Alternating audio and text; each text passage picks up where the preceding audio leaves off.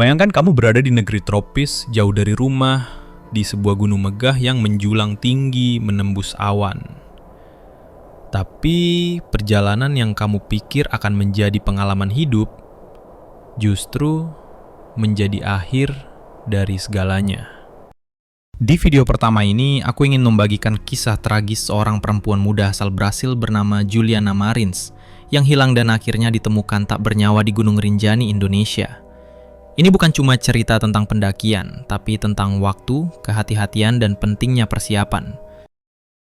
Juliana Marins, perempuan ceria, traveler solo asal Niterói, Brasil.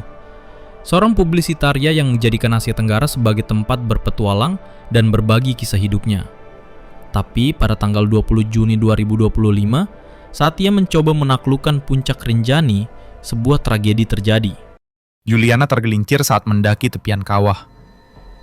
Jatuh ke jurang curam di area sekitar Danau Kawah hingga 300 meter. Awalnya tidak ada yang tahu. Ia sempat ditinggalkan rombongan tanpa ada yang menyadari. Sebelumnya, ia sempat mengalami kelelahan dan disarankan untuk beristirahat oleh guide yang mendampinginya saat mendaki. Tim pendahulu langsung diterjunkan ke lokasi setelah laporan diterima dan tiba di sekitar titik jatuhnya korban sekitar pukul 14.30 waktu Indonesia Tengah.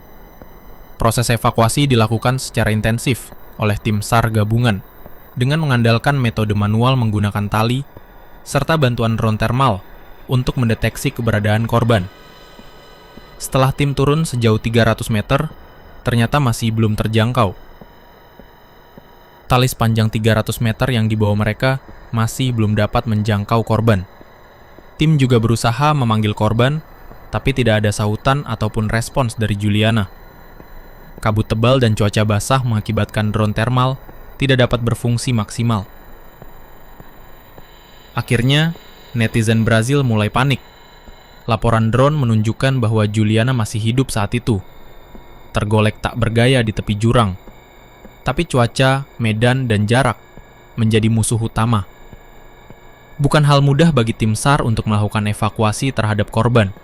Dengan cuaca tak menentu, kondisi yang terjal ditambah harus turun ke kawah yang setara, bahkan lebih dari tingginya Burj Khalifa. Netizen Brazil marah besar. Mereka menyerbu akun Instagram Presiden Prabowo Subianto menuntut tindakan nyata. Salah satu komentar paling viral dari akun Yan menulis, mustahil untuk tidak merasa marah dengan apa yang dilakukan pemerintah Indonesia terhadap Juliana Marins.